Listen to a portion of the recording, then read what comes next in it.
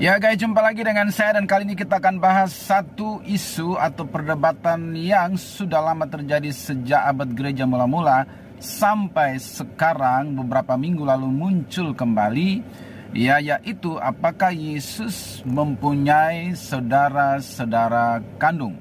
Nah, ada dua pendapat dalam poin ini, yaitu ada yang meyakini bahwa Yesus itu punya saudara-saudara kandung, tetapi sisi satu lagi ada yang menolak bahwa Yesus itu tidak punya saudara laki-laki karena Maria harus menjadi perawan yang abadi, dan juga kemudian ada alasan lain yang akan saya jelaskan. Ya, karena itu ikuti sampai selesai. Bahas yang pertama, pendapat yang mengatakan bahwa Yesus itu punya saudara laki-laki itu dasarnya dari ayat yang terdapat di dalam Matius pasal 13 ayat 55. Di situ dikatakan, bukankah ia ini anak tukang kayu?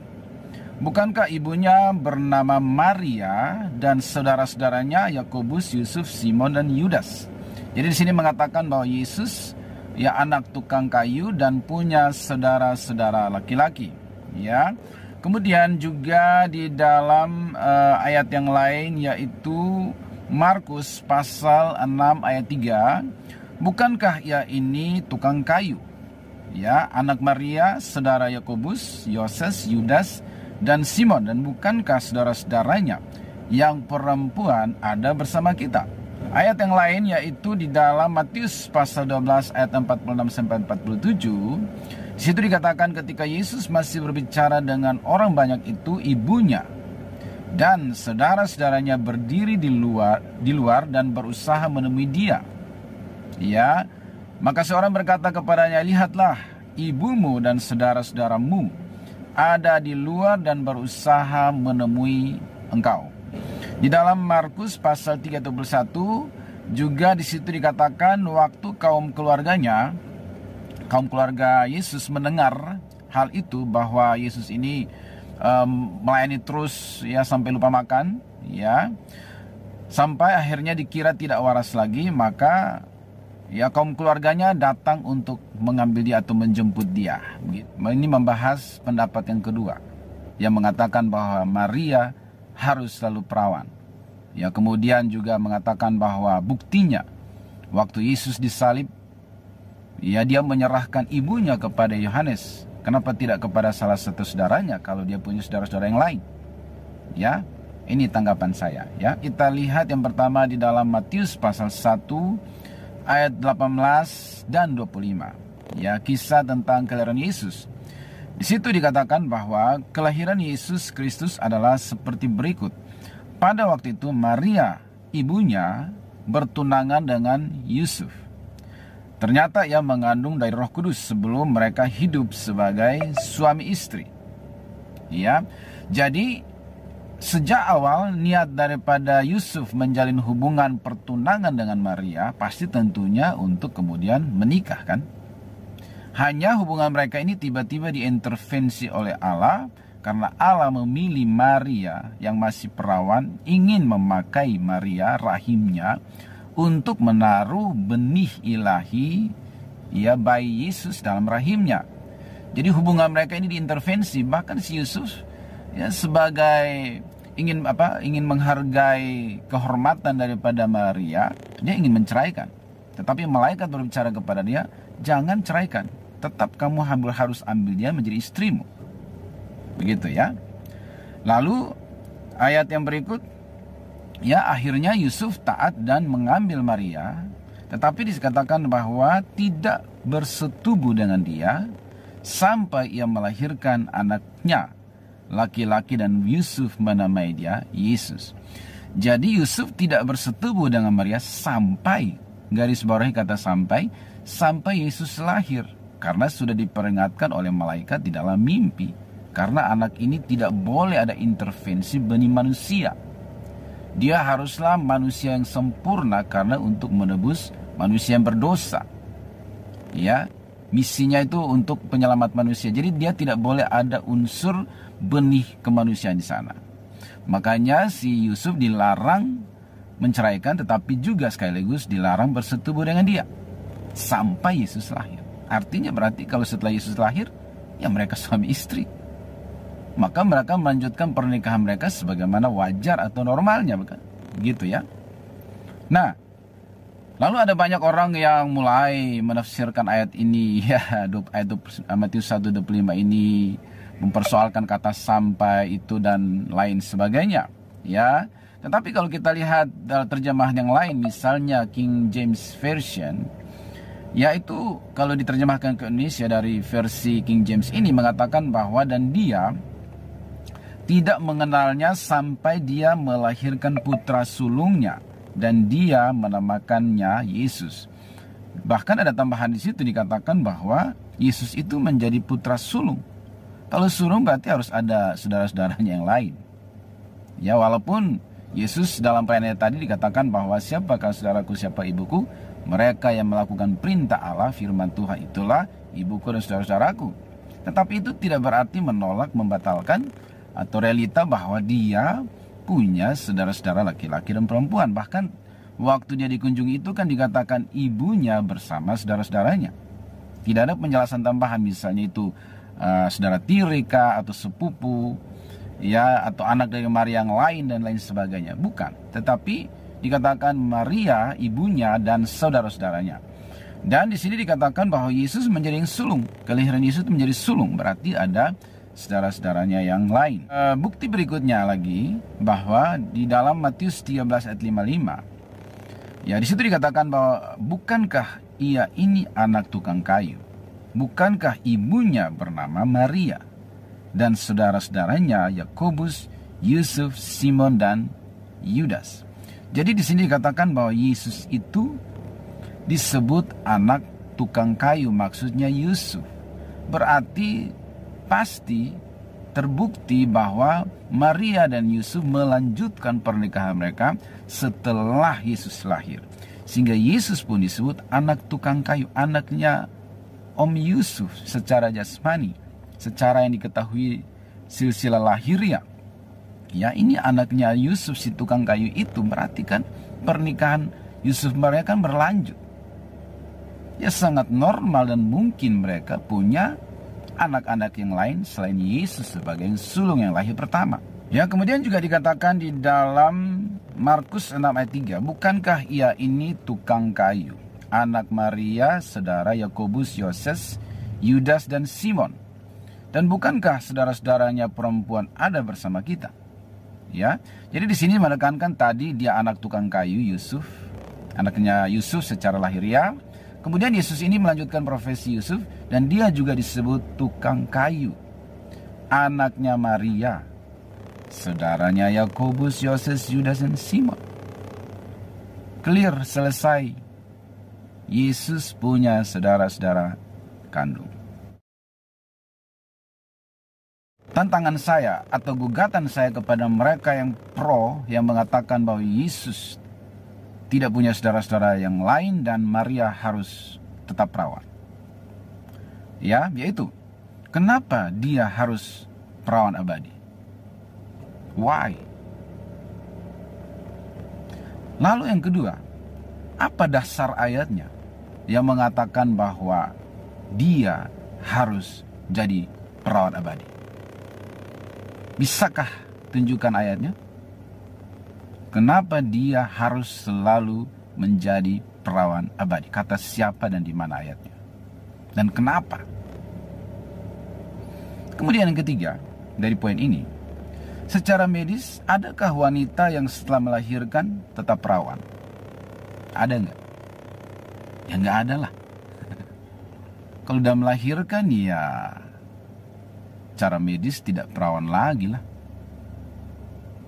Ya, maka harusnya dengan ini saja sudah gugur pendapat yang mengatakan bahwa Yesus tidak punya saudara-saudara kandung dan Maria harus tetap perawan. Kenapa Yesus justru menyerahkan Maria ibunya kepada Yohanes dan bukan kepada salah satu saudaranya kalau dia punya saudara kandung? Jawaban saya, 1. Karena soal kedekatan Yesus dengan Yohanes.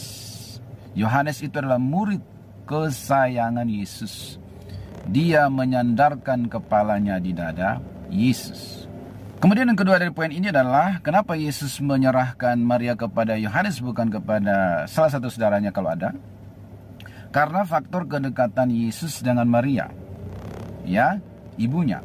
Yusuf, ayah jasmaninya, diduga sudah lebih dahulu meninggal sebelum Yesus berusia 30 tahun. Buktinya dia tidak hadir dalam pesta di Kana, di mana Yesus pertama kali membuat mujizatnya mengubah air menjadi anggur. Kemudian bukti yang lain adalah dia juga tidak hadir ketika penyalipan. Justru Maria yang ikut sampai kepada penyalipan.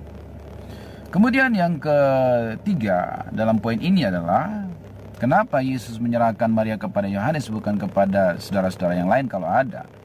Karena pada saat itu, saat penyalipan, ya, murid-murid Yesus semua meninggalkan Yesus kecuali Yohanes yang setia sampai ke puncak Golgota. Saudara-saudara Yesus satu pun tidak nampak. Jadi yang di depan mata ini adalah Maria ibunya dan Yohanes muridnya. Tidak ada murid lain pada waktu itu, tidak ada saudara kandung yang lain. Maka adalah normal dan wajar Yesus berkata kepada Yohanes, ini ibumu. Ya, Yohanes, dan ibu ini anakmu. Bahkan pernyataan ini lebih dari sekedar itu ya. Ya, pada waktu Yesus mengucapkan hal itu, artinya di situ juga sudah terputus hubungan kemanusiaan Yesus dengan Maria. Ya. Ya, dan itu sebabnya Yesus menyerahkan Maria kepada Yohanes. Ya, dan Yohanes, ini ibumu. Sudah putus hubungan secara jasmania antara Maria dengan Yesus pada waktu itu. Yesus kembali kepada keilahiannya. Dan ya, Maria kembali melanjutkan kehidupannya sebagai seorang manusia. Dan Maria sudah menerima kenyataan itu. Karena apa? Dia sudah menyadari sejak awal bahwa Yesus ini bukan anak yang biasa. Ketika dia dijumpai malaikat untuk kasih tahu dia bahwa kamu akan mengandung dan melahirkan seorang anak dan seterusnya, di situ dikatakan Maria menyimpan segala sesuatu dalam hatinya. Dia seorang wanita yang luar biasa. Dia sudah menyadari hal itu sejak awal. Sehingga ketika Yesus menyerahkan dia kepada Yohanes, dia menyadari itu bahwa this is the end. Berakhirnya hubungan kemanusiaan. Anakku yang sudah kusadari sejak awal dia adalah juru selamat kembali kepada keilahian. Dan aku tidak berhak menuntut apapun karena aku manusia biasa. Ya, jadi di titik ini terjadi serah terima dan pemutusan hubungan keilahian dan kemanusiaan antara Yesus dengan Maria. Makanya Yesus ngomongnya, Maria atau ibu, ini anakmu, bukan aku lagi. Dan Yohanes, ini ibumu. Ya, bukan ibu saya lagi secara jasmani. Sudah selesai. Mission accomplished. Ya, dan mission accomplished. Ya, sudah selesai tugas masing-masing. Yesus kembali kepada ilahian. Maria melanjutkan kehidupannya, dititip kepada Yohanes. Yohanes harus anggap ini ibumu. Ya, anakmu tuh Yohanes. Selesai hubungan kemanusiaan kita. Ya, yang terakhir ya, dengan Maria melahirkan anak-anak yang lain, itu tidak membuat dia menjadi turun derajatnya atau turun kesucian hidupnya hanya karena dia melahirkan anak-anak yang lain. Bukankah Tuhan sendiri yang menyetujui pernikahan? Bukankah Tuhan sendiri tahu juga bahwa mereka bertunangan waktu itu untuk menikah? Jadi bukanlah suatu hal yang kemudian menjadi najis dan durzila ketika setelah Yesus lahir lalu Maria melanjutkan pernikahan dengan Yusuf dan punya anak-anak yang lain. Maria tidak menjadi lebih rendah karena melahirkan anak-anak yang lain. Dia adalah wanita yang normal yang awalnya memang ingin menikah. Tuhan saja yang mengintervensi kan. Jadi dia tidak menjadi buruk, rendah, lalu nanti kurang terhormat hanya karena punya anak-anak yang lain dari rahimnya gitu loh, yang juga pernah dipakai oleh Allah melahirkan Yesus di situ.